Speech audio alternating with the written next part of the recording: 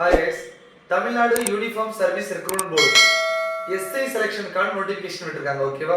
So 4th அன்னைக்கு notification வந்துருச்சு. ஆனால் அதோட அப்ளிகேஷன் வந்து 7th ஏப்ரல் வந்து ஓப்பன் பண்ணியிருக்காங்க. So last date for application வந்து 3rd மே. ஓகேவா? ஸோ 7ஆம் தேதியிலிருந்து மே 3ஆம் தேதி வரை நம்மளுக்கு டைம் இருக்கு. கரெக்ஷன் விண்டோ 13th மே 2025 இருக்கு. ஸோ நம்ம வந்து அப்ளை பண்ணி அதுக்கு ஒரு 10 நாள் கொடுத்துருக்காங்க கரெக்ஷன் விண்டோக்கு. மொத்தம் 1352 வேகன்சி கொடுத்துருக்காங்க. ஸோ நிறைய வேகன்சி இருக்கு. ஸோ இதில் 920 வேகன்சி வந்து 970 வேகன்சி வந்து மேல் கொடுத்துருக்காங்க. 382 வேகன்சி வந்து ஃபீமேல் கொடுத்துருக்காங்க. நீங்கள் எஸ்ஏ ஆகணும்னா நீங்கள் வந்து கண்டிப்பாக ஒரு டிகிரி முடிச்சிருக்கணும். ஸோ எப்படி முடிச்சிருக்கணும் அப்படின்னா ஒன்று 10th முடிச்சு 12th 11th 12th முடிச்சுட்டு நீங்கள் ஒரு 3 இயர்ஸ் டிகிரி முடிச்சிருக்கலாம், 4 இயர்ஸ் டிகிரி முடிச்சிருக்கலாம், இல்லைன்னா 5 இயர்ஸ் டிகிரி முடிச்சிருக்கலாம். இல்லை 10th முடிச்சு டிப்ளமோ முடிச்சிருந்தாலும் நீங்கள் அதுக்கடுத்து ஒரு டிகிரி முடிச்சிருந்தாலும் ஓகே தான்.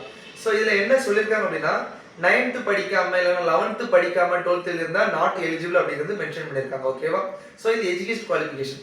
அண்ட் ஏஜ் உங்களுக்கு எவ்வளோ ஏஜ் இருக்கணும் அப்படின்னா 20 வயதுலேருந்து உங்களுக்கு 32 வயசுக்குள்ள இருக்கணும். ஸோ நீங்கள் 20 வயசு as on date 2nd July 2025 உங்களுக்கு 20 வயசு கம்ப்ளீட்டாக இருக்கணும். அண்ட் நீங்கள் ஒரு டிகிரி முடிச்சிருக்கணும்.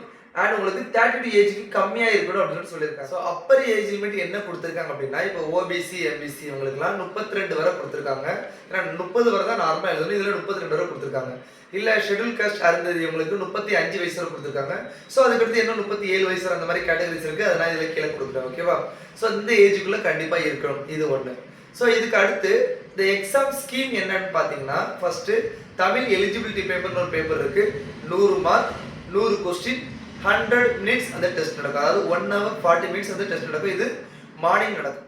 ஸோ மெயின் ரிட்டன் பேப்பர் இருக்கு உங்களுக்கு 70 மார்க் நடக்கும். சரியா? 140 கொஸ்டின்ஸ் இருக்கும். Each questions carry half mark. ஒவ்வொரு கொஸ்டினுக்கும் அரை மார்க் கொடுத்துருப்பாங்க. 140 கொஸ்டின் வரும் 70 மார்க்கு. இதுல 60 question from aptitude, other 80 questions உங்களுக்கு ஜிஎஸ் வந்து வரும்பா. ஸோ ஆப்டிடியூட்ல நீங்க ஃபுல் மார்க் எடுத்தீங்க அப்படின்னா கண்டிப்பா கிளியர் ஆகிறதுக்கான வாய்ப்பு இருக்கு. இதுக்கு அப்புறம் பிசிக்கல் டெஸ்ட் இருக்கு. அதுல ஒரு 15 மார்க். அண்ட் வைவா வாய்ஸ் இருக்கு, அதாவது இன்டர்வியூ சொல்றோம் இல்லையா, அதுல ஒரு 10 மார்க் இருக்கு. அதுக்கப்புறம் ஸ்பெஷல் மார்க்னு சொல்லி இந்த என்சிசி ஸ்போர்ட்ஸ் இந்த மாதிரி இதில் நீங்க இருந்தீங்க அப்படின்னா உங்களுக்கு ஒரு 5 மார்க் எக்ஸ்ட்ரா கிடைக்கும். ஸோ இதுதான் மொத்தம் 100 மார்க்குள்ள ஸ்கீம். ஸோ இதுல நம்ம வந்து தமிழ் எலிஜிபிலிட்டி எழுதுறோம்ல, அதுல 40% மார்க் கண்டிப்பா எடுக்கணும்.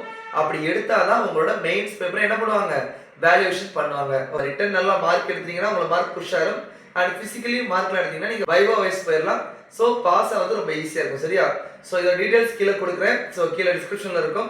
ஸோ படிங்க, ஆப்ஷன் நல்லா படிங்க. So that you can clear easily. Okay? So thank you guys, all the best.